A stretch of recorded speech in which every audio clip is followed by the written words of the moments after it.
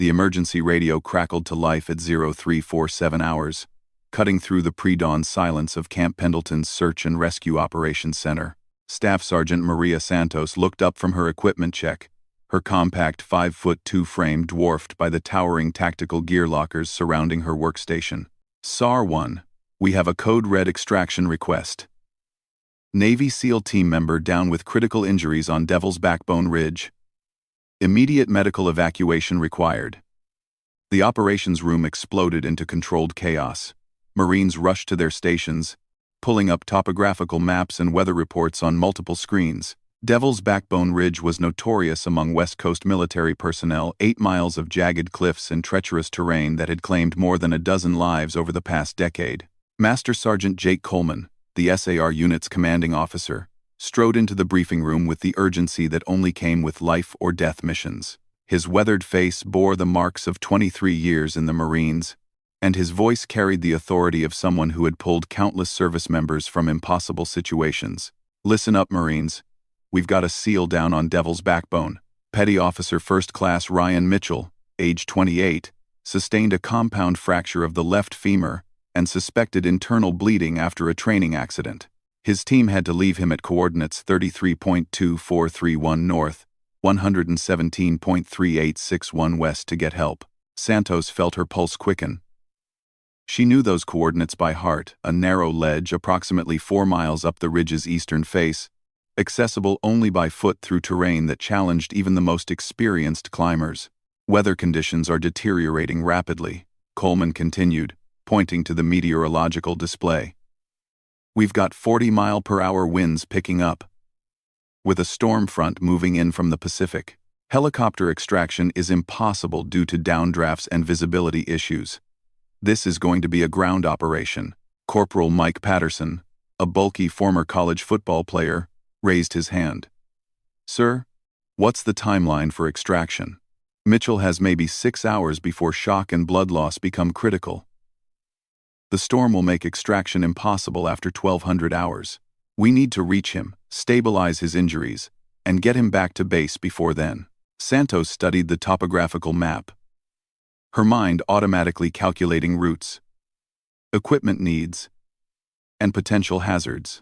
She had spent the last 3 years mastering every inch of Southern California's most challenging terrain. While other Marines complained about her unconventional training methods, she consistently outperformed them in field exercises. Santos, you'll handle communications and medical support, Coleman announced. Patterson and Rodriguez will take point on the extraction. Santos felt a familiar frustration building in her chest. Despite her superior performance in every field exercise, her superiors consistently relegated her to support roles. She possessed advanced wilderness medical training, held records for endurance hiking, and had successfully completed the Marine Corps Mountain Warfare Training Center's most challenging courses. Sir, respectfully, I request permission to lead the extraction team, Santos said, her voice steady despite the incredulous looks from her colleagues. Patterson snorted. Santos, this isn't a classroom exercise. We're talking about carrying a 200-pound SEAL across 8 miles of the most dangerous terrain in California. With respect, Corporal Patterson, I've completed that exact route in under 4 hours during training exercises, Santos replied. Additionally, I'm certified in combat trauma care and have the highest scores in our unit for technical climbing. Coleman studied her for a moment, weighing her capabilities against the traditional assumptions about physical requirements for such missions. Santos had repeatedly proven herself in training scenarios, but this was real-world application with life-or-death consequences. The weight differential is a real concern, Santos, Coleman said carefully. Mitchell outweighs you by nearly 90 pounds. And that's before accounting for medical equipment and his gear. Sir, proper technique and leverage matter more than raw strength in extraction scenarios. I've successfully moved casualties larger than myself, using standard fireman's carry modifications and mechanical advantage techniques. Sergeant Lisa Chen, the unit's intelligence specialist, looked up from her computer terminal. Santos has a point about route knowledge, sir. Her training logs show she's completed Devil's Backbone 12 times in the past 18 months. Patterson's only been up there twice, and Rodriguez has never attempted the full route. The room fell silent as Coleman processed this information. Time was ticking away, and the mission's success depended on choosing the right personnel combination. The physical demands are going to be extreme, Patterson insisted. We're not talking about a training exercise where someone can quit when things get tough. Mitchell's life depends on whoever we send up there. Santos stepped forward, her jaw set with determination. Corporal Patterson, I understand your concerns, but consider this. My smaller size actually provides advantages in some of the technical sections where larger team members struggle. The Devil's Throat passage requires navigating through spaces that measure less than 30 inches wide. Additionally, my lower center of gravity provides better stability on exposed ledges. Technical Sergeant Williams, a veteran climber who had designed many of the unit's mountain training protocols, nodded slowly. She's not wrong about the technical aspects. Devil's Backbone isn't just about brute strength, it's about technical climbing skills, route-finding ability, and endurance over difficult terrain. Coleman checked his watch. Every minute of debate meant less time for the actual rescue operation. Santos, your technical qualifications are impressive. But this mission requires carrying an injured person across terrain that's challenged Marines twice your size. Sir, may I demonstrate something? Santos moved to the training mannequin used for casualty evacuation practice. The dummy weighed 190 pounds, closely matching Mitchell's probable weight with gear. Without hesitation, Santos positioned herself beside the mannequin, securing it in a modified fireman's carry that distributed the weight across her shoulders and back. She adjusted her stance, engaging her core muscles and using her legs to bear the primary load. The key is understanding leverage and weight distribution, she explained while supporting the full weight of the dummy. Rather than trying to overpower the load, proper technique allows me to work with mechanical advantage. She moved smoothly around the training area, demonstrating how she could navigate obstacles while maintaining control of the casualty. Her movements were fluid and controlled, showing none of the strain that might be expected from someone her size handling such a load. Additionally, Santos continued, setting the dummy down without apparent effort, my endurance training specifically focuses on sustained effort over extended periods. While others might have higher maximum strength, I can maintain consistent performance over the 8-hour mission window. Rodriguez whistled low. I have to admit, that was pretty impressive. Patterson remained skeptical. Training room demonstrations are different from real-world conditions. What happens when you're dealing with loose rock, steep grades, and a casualty who might be semi-conscious or combative due to pain? That's exactly why my medical training matters, Santos responded. I can assess Mitchell's condition, administer appropriate pain management, and make real-time decisions about treatment priorities during the extraction. Coleman was running out of time to make a decision. The storm front was approaching faster than initially predicted, and every minute spent in debate reduced their operational window. Sir, Santos said quietly, I know I don't look like the obvious choice for this mission. I've heard the jokes about my size, and I understand why people doubt my capabilities, but I've spent 3 years preparing for exactly this type of scenario. I know that terrain better than anyone in this unit, and I have the technical skills to get Mitchell out alive. Number 2. The room grew quiet as everyone considered her words. Santos had consistently outperformed expectations, but this mission would push her abilities to their absolute limits. Technical Sergeant Williams spoke up again. Sir, if I may add something, Santos completed the winter survival course last year, with the highest marks in the program's history. Her instructors specifically noted her ability to maintain performance under stress and her innovative problem-solving approaches. Coleman looked at the weather reports again, noting the deteriorating conditions. Santos, if you take point on this mission, you'll be responsible not just for the extraction, but for the safety of the entire team. Are you prepared for that level of responsibility? Yes, sir, absolutely. And if conditions deteriorate beyond safe parameters, I'll make the call to abort and ensure team safety, sir. Coleman studied her for another moment, then nodded decisively. All right, Santos, you've got point on this mission. Patterson and Rodriguez will provide support, but you're calling the shots on route selection and extraction procedures. Patterson looked uncomfortable, but didn't argue further. Rodriguez began gathering his gear, accepting the decision. Equipment loadout includes standard climbing gear, emergency medical supplies, and winter weather protection, Coleman continued. Santos, you'll carry the advanced trauma kit since you have the medical training.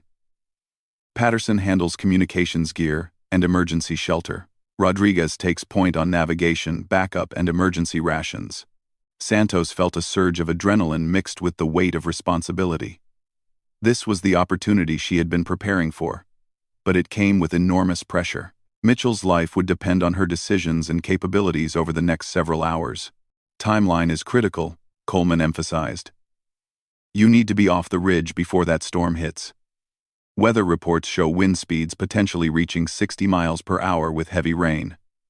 Visibility will drop to near zero. Hardy. Understood, sir.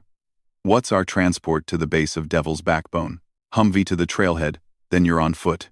The access road gets you within 2 miles of the ridge base, but you'll need to cross Razorback Creek and navigate the approach gully to reach the technical climbing sections. Santos nodded, her mind already working through the route details. Razorback Creek would be running high due to recent rainfall, requiring careful crossing procedures.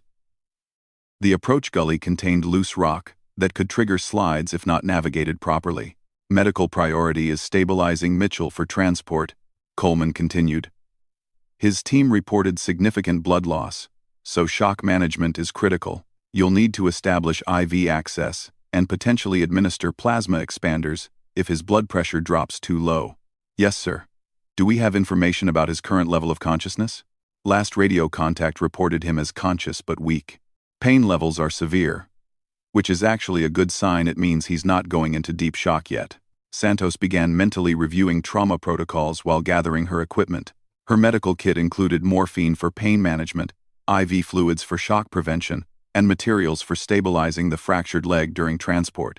Santos, Coleman said, as the team prepared to depart. I'm putting a lot of faith in your abilities. Don't let me down. I won't, sir. As the team loaded their gear into the Humvee, Santos caught Patterson's skeptical expression in the side mirror. She understood his doubts. Her track record was excellent. But this mission would test every skill she had developed over her military career. The drive to Devil's Backbone took 45 minutes through increasingly rough terrain. Santos used the time to review topographical maps and weather updates, noting that conditions were deteriorating faster than originally predicted. Creek crossing is going to be challenging, Rodriguez observed, pointing to the satellite images on his tablet. Water levels are running about 3 feet higher than normal. We'll use the fallen log bridge about half a mile upstream from the normal crossing point, Santos replied. It's more stable than trying to wade across in these conditions. Patterson looked up from his communication equipment. That adds 20 minutes to our approach time. Better than losing someone to the current, Santos said firmly. Safety procedures exist for good reasons.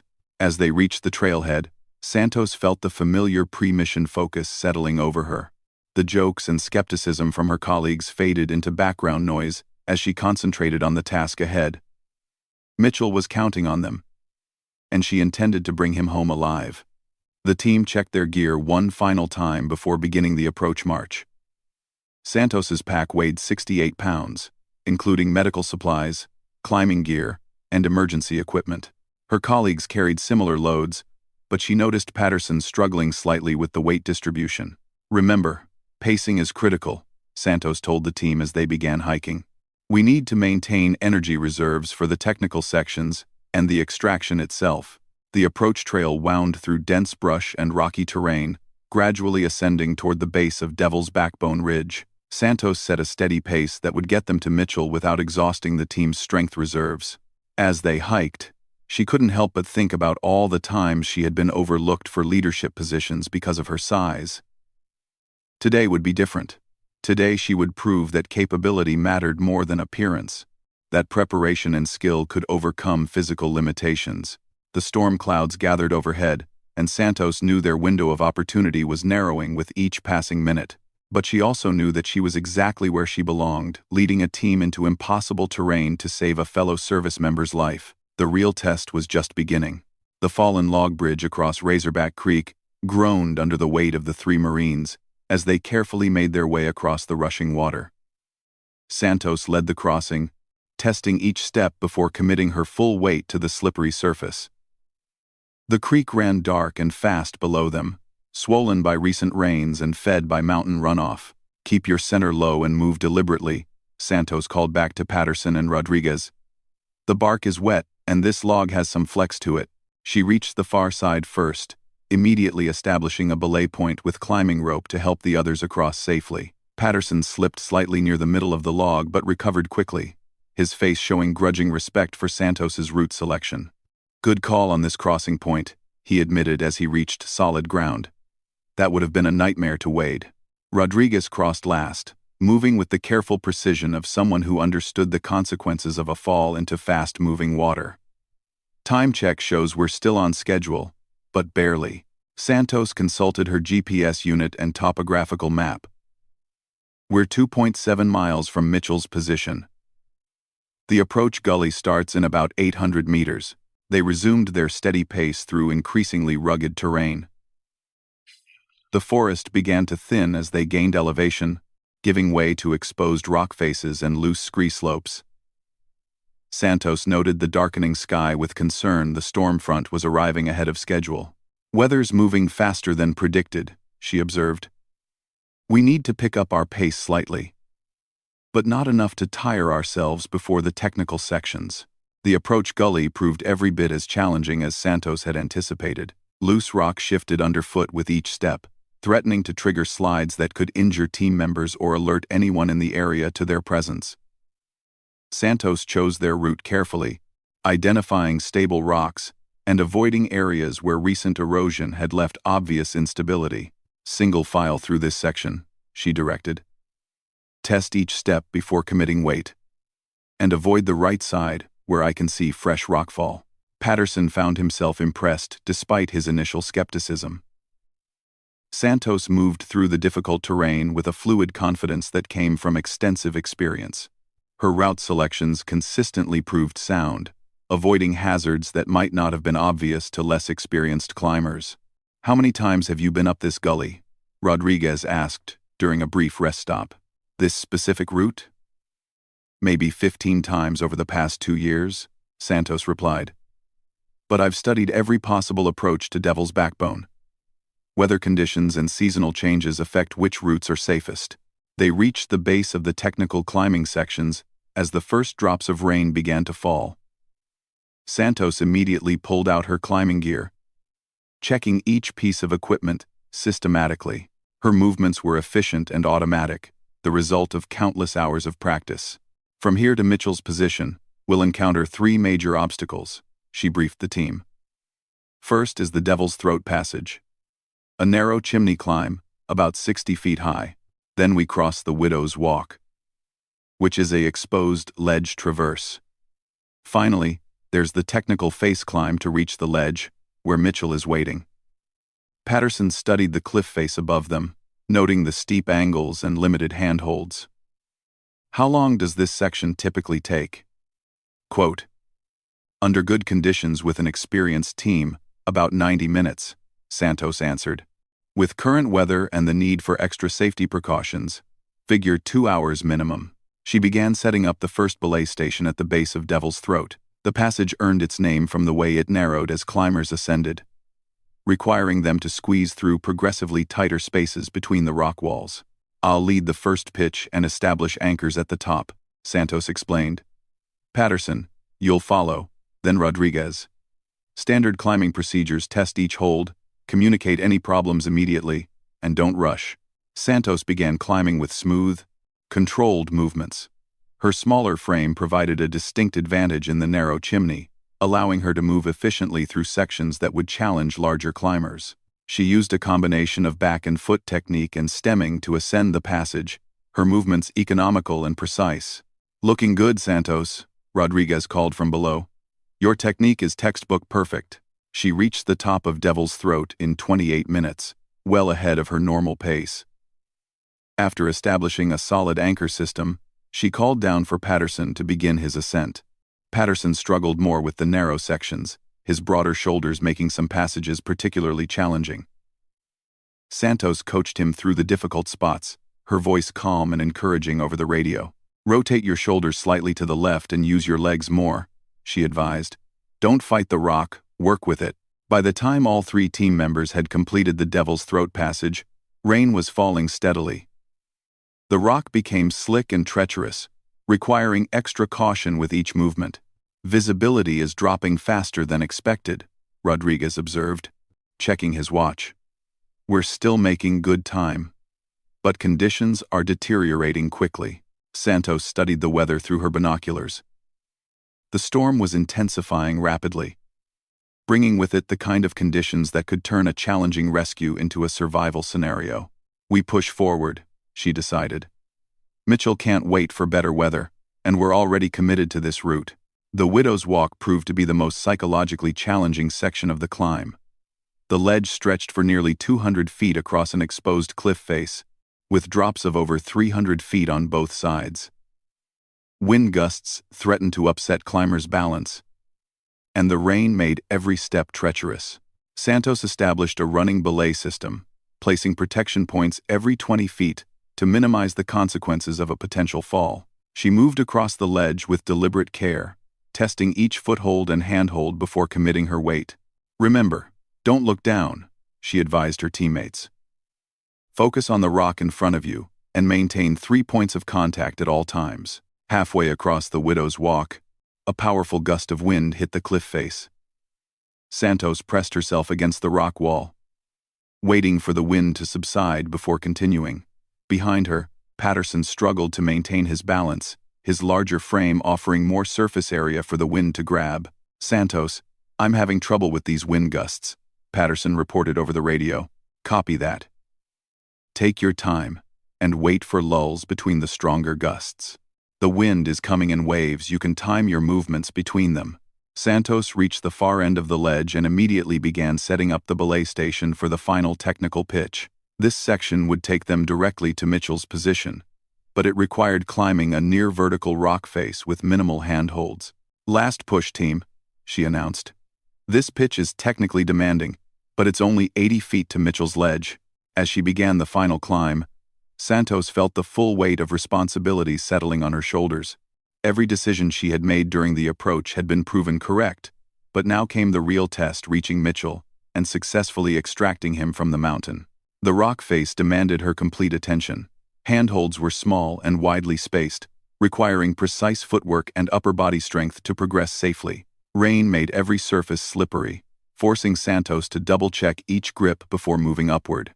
40 feet up the face, she heard a weak voice calling from above. "Hello? Is someone coming up?" "Mitchell, this is Staff Sergeant Santos with Marine SAR. We're coming to get you out of here," she called back. "Thank God," came the relieved response. I wasn't sure anyone could make it up here in this weather." Santos pushed through the final section of the climb with renewed determination. She topped out on Mitchell's ledge and immediately assessed the situation. The Navy SEAL lay on his back, his left leg obviously broken and bent at an unnatural angle. His face showed the pallor of significant blood loss, and his breathing was shallow but regular. "How long have you been here?" Santos asked as she knelt beside him, immediately beginning her medical assessment. "About 4 hours. My team had to leave me to get help when the weather started turning bad." Mitchell's voice was weak but coherent. "The pain is pretty intense." Santos opened her medical kit and began taking vital signs.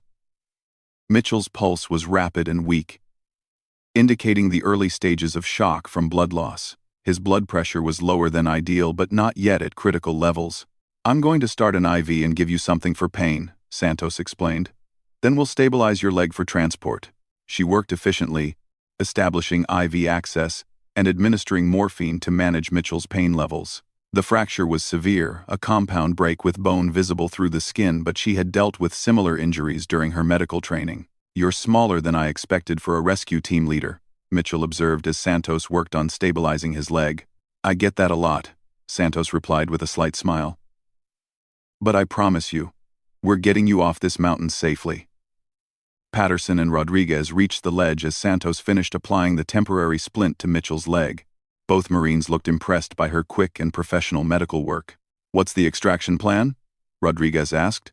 Santos studied Mitchell's condition and the deteriorating weather conditions. We'll use a modified fireman's carry for the technical sections, transitioning to a improvised stretcher for the less steep terrain.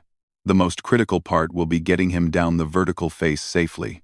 With respect, Santos, that's going to be extremely difficult in these conditions, Patterson said. Maybe we should wait for the weather to improve. Negative, Santos replied firmly. Mitchell's blood pressure is dropping, and waiting could mean losing him to shock. We have the skills and equipment to do this safely, and we're doing it now.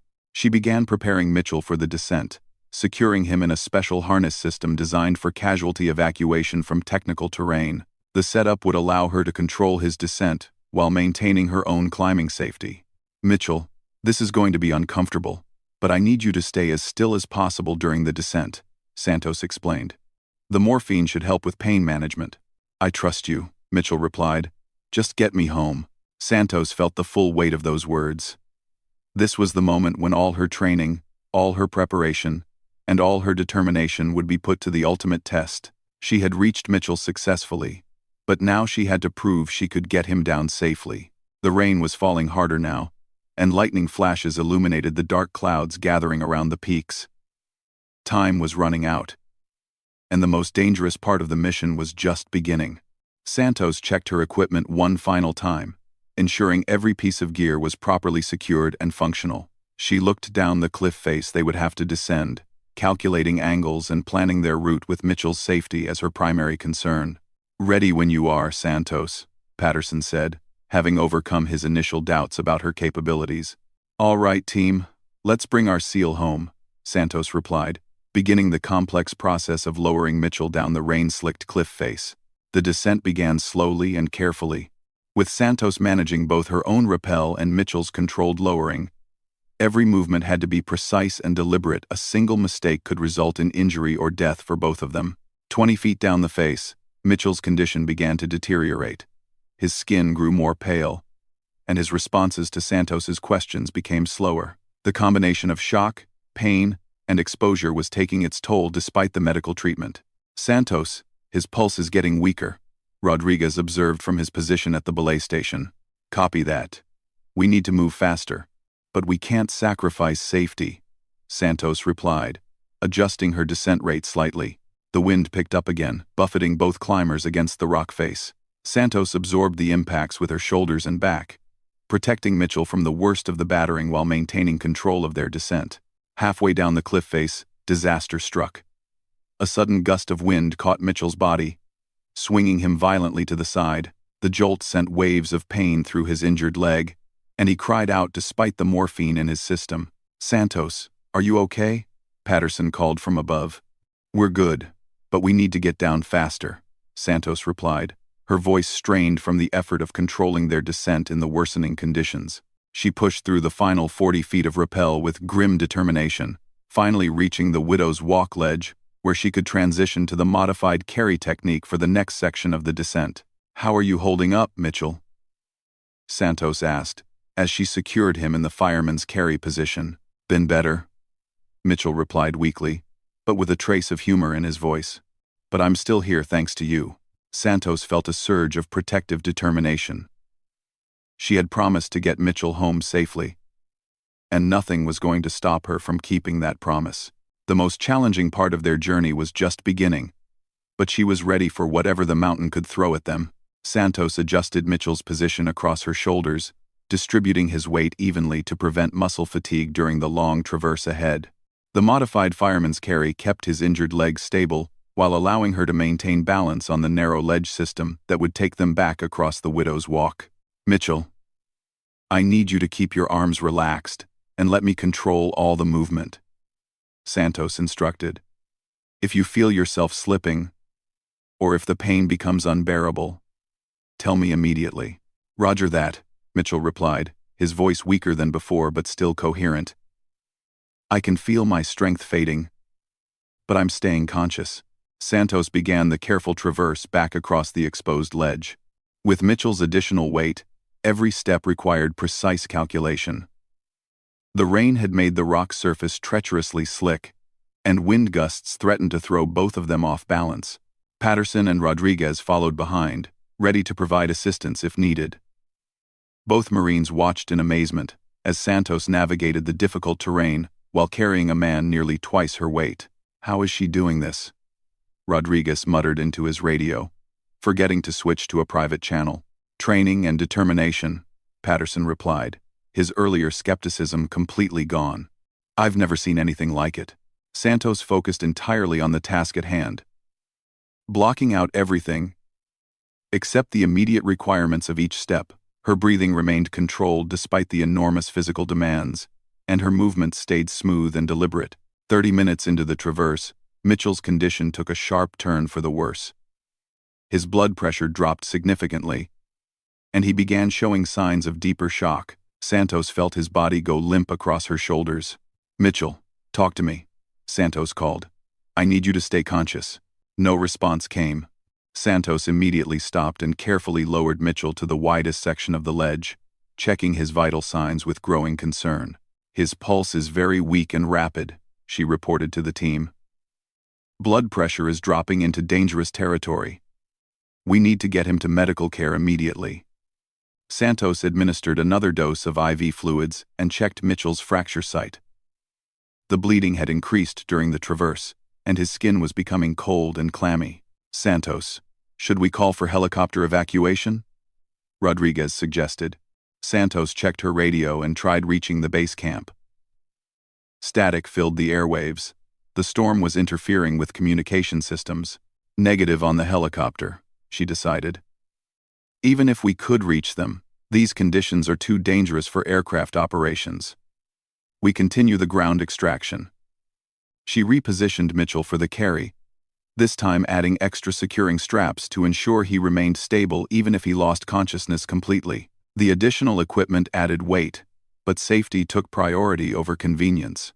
"I'm going to move faster through this section," Santos told her team. "His condition is deteriorating, and time is now our biggest enemy." Santos resumed the traverse with renewed urgency. Her pace increased but still maintaining safety margins. Her smaller size became an advantage as they approached the narrower sections of the ledge areas where larger climbers would struggle to maneuver while carrying a casualty. The Devil's Throat descent proved to be the most technically challenging part of the entire rescue. Santos had to lower Mitchell through the narrow chimney while rappelling herself, controlling both their descents simultaneously through progressively tighter spaces. "This is incredible," Patterson observed as he watched Santos work. "She's handling technical rope work that would challenge experienced rescue specialists. And she's doing it while managing an unconscious casualty." Santos's arms and back muscles screamed with fatigue as she controlled their descent, but her technique remained flawless. She used her legs and core strength to bear the primary load, preserving her upper body strength for the precise rope work required. Halfway down Devil's Throat, Mitchell regained consciousness briefly. "Where are we?" he asked weakly. "About halfway back to base," Santos replied. "You're doing great. Just stay with me." "Thank you," Mitchell whispered. "I know this can't be easy." Santos felt a surge of determination at his words. Mitchell was trusting her with his life, and she refused to let him down regardless of how difficult the extraction became. The final section of Devil's Throat required Santos to navigate the tightest part of the passage while supporting Mitchell's dead weight. Her shoulders scraped against the rock walls as she squeezed through, but her smaller frame allowed her to pass through openings that would have stopped larger rescuers. "Clear of Devil's Throat," Santos announced, as they reached the bottom of the technical section. Transitioning to ground carry for the final approach. Coming Juan.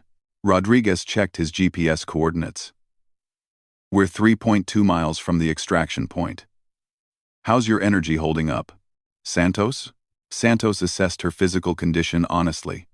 Her muscles ached from the sustained effort, and fatigue was beginning to affect her reaction times. But she still had reserves to draw upon. "I'm good for the remaining distance," she replied. "Let's keep moving." The storm reached full intensity as they began the final approach march. Rain fell in sheets, reducing visibility to less than 50 feet.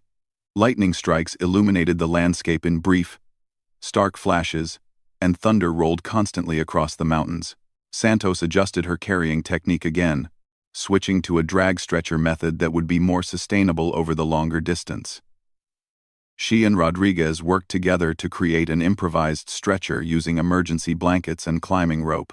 This distributes his weight better and reduces fatigue, Santos explained as they secured Mitchell to the makeshift stretcher. Patterson took point on navigation, while Santos and Rodriguez shared stretcher-carrying duties. The rough terrain made progress slow and exhausting, but they maintained a steady pace toward the extraction point. 2 miles into the final approach, Rodriguez slipped on wet rocks and twisted his ankle severely.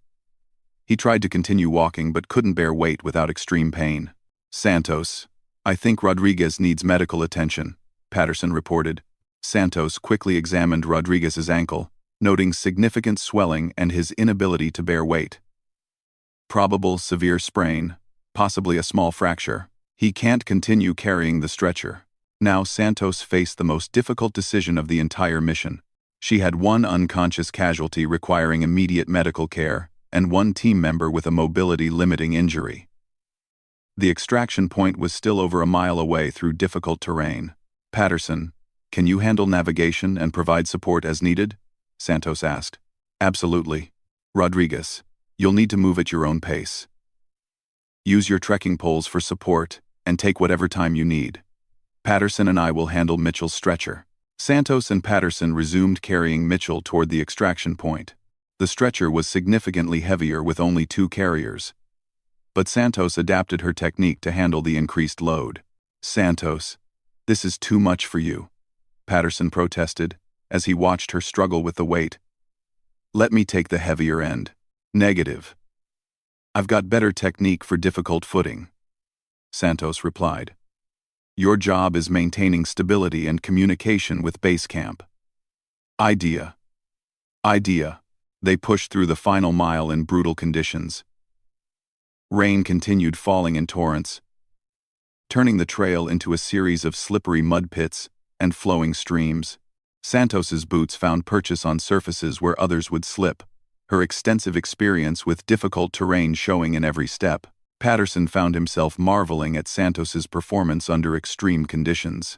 Despite carrying a casualty for over 6 hours through some of the most challenging terrain in Southern California, she maintained focus and professional competence that exceeded anything he had witnessed in his military career. Santos, I owe you an apology, Patterson said during a brief rest stop. I doubted your capabilities based on assumptions about physical size. I was completely wrong. Just help me get Mitchell to safety, Santos replied. We can discuss it later. Mitchell's condition stabilized during the final approach, his vital signs remaining weak but steady. The IV fluids and medications Santos had administered were keeping him alive, but he needed immediate surgical attention for his injuries. As they approached the final half-mile to the extraction point, Santos's radio crackled to life. Base camp was attempting to make contact, despite the storm interference.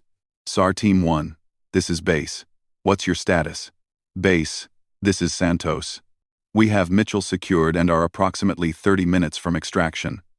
Rodriguez has a mobility injury but is ambulatory. Mitchell requires immediate medical transport. Roger that, Santos. Medical team is standing by. How are you holding up? Santos looked down at Mitchell's pale face, then at Rodriguez limping steadily behind them, and finally at Patterson, who had supported her decisions throughout the mission despite his initial doubts. We're bringing everyone home, Base. Mission successful. The final approach to the extraction point seemed to take forever, but Santos never slowed her pace. Her muscles burned with fatigue, and her shoulders ached from hours of carrying Mitchell's weight, but her determination never wavered. Vehicle lights ahead, Patterson announced. We made it. Santos saw the ambulance and support vehicles waiting at the trailhead. Medical personnel rushed forward with proper stretchers and emergency equipment as soon as they spotted the rescue team emerging from the storm. We need immediate transport for a compound femur fracture with significant blood loss, Santos reported to the medical team as they took over Mitchell's care. He's received IV fluids, morphine for pain management, and the fracture has been stabilized for transport. The paramedics quickly assessed Mitchell's condition and loaded him into the ambulance. Excellent work on the field treatment, the lead medic told Santos. You probably saved his life with that IV therapy. As the ambulance departed for the base hospital, Santos finally allowed herself to feel the full weight of exhaustion. She had successfully completed one of the most challenging rescue missions of her career, proving that determination and skill could overcome any physical disadvantage. Master Sergeant Coleman arrived at the extraction point as the team was loading their gear into the support vehicles. "Santos, I need a full debrief. But first, I want you to know that I've never seen anything like what you accomplished today." "Just doing my job, sir," Santos replied. "No, this was far beyond the call of duty. You led a team through impossible conditions and brought everyone home safely. Mitchell is alive because of your decisions and capabilities." Rodriguez, despite his injured ankle, approached Santos with obvious respect. "Santos, I want to apologize for doubting you. What you did today was extraordinary." Patterson nodded in agreement. "I've never seen anyone handle technical terrain like that while carrying a casualty. Your performance was beyond impressive. It was inspiring." Santos felt a deep satisfaction that had nothing to do with external recognition. She had proven to herself that all her training and preparation had been worthwhile. More importantly, she had saved Mitchell's life and brought her team home safely. During the drive back to base, Santos received an update on Mitchell's condition. The hospital surgery had been successful, and doctors expected him to make a full recovery. Her field medical treatment had indeed been critical in stabilizing him for transport. "Santos," Coleman said as they reached the base, "I'm recommending you for commendation. Additionally, I want you to take over training protocols for technical rescue operations. Your expertise needs to be shared with the entire unit." Santos nodded, appreciating the recognition but knowing that the real reward was Mitchell's survival and her team's safety. She had spent 3 years preparing for missions exactly like this one. Facing skepticism and doubt from colleagues who focused on her physical size rather than her capabilities. Today had changed everything. Her teammates now understood that rescue operations required technical skill, mental toughness, and careful preparation more than raw physical strength. Santos had demonstrated all of these qualities under the most demanding conditions possible. As she completed her mission reports and prepared her gear for maintenance, Santos reflected on the day's events. She had carried a 200-pound Navy SEAL across 8 miles of the most dangerous terrain in California during a severe storm. She had made critical medical decisions that saved Mitchell's life. And she had led a team through conditions that challenged even experienced Marines. Most importantly, she had proven that assumptions about capability based on physical appearance were not only wrong, but potentially dangerous. Today, competence and preparation had triumphed over prejudice and preconception. 2 weeks later, Santos received word that Mitchell had requested to meet with her during his recovery. She visited him at the base hospital, finding him in good spirits despite his leg being in traction. "I wanted to thank you personally," Mitchell said as Santos entered his room. "The doctors told me that your medical treatment and the speed of extraction made the difference between full recovery and permanent disability." "I'm just glad you're doing well," Santos replied. "I also wanted you to know that word about your rescue is spreading through the SEAL community. People are talking about the Marine who carried a SEAL off Devil's Backbone in conditions that would stop most teams." Santos smiled. "Good. Maybe next time people won't be so quick to judge capabilities based on appearances." "Santos," Mitchell laughed, "I can guarantee that. You've earned a reputation that will follow you for the rest of your career." As Santos left the hospital, she thought about all the times she had been overlooked for leadership positions or assigned to support roles because people saw her size before they saw her skills. Today marked a turning point not just for her career, but for how her unit approached rescue operations. She had proven that the most important qualities for challenging missions were preparation, technical competence, and unwavering determination. Physical size was just one factor among many, and often not the most critical one. Santos returned to her duties with renewed confidence and the respect of her peers. She had conquered 8 miles of rugged cliffs and saved a life in the process. But more importantly, she had conquered the assumptions and prejudices that had limited her opportunities.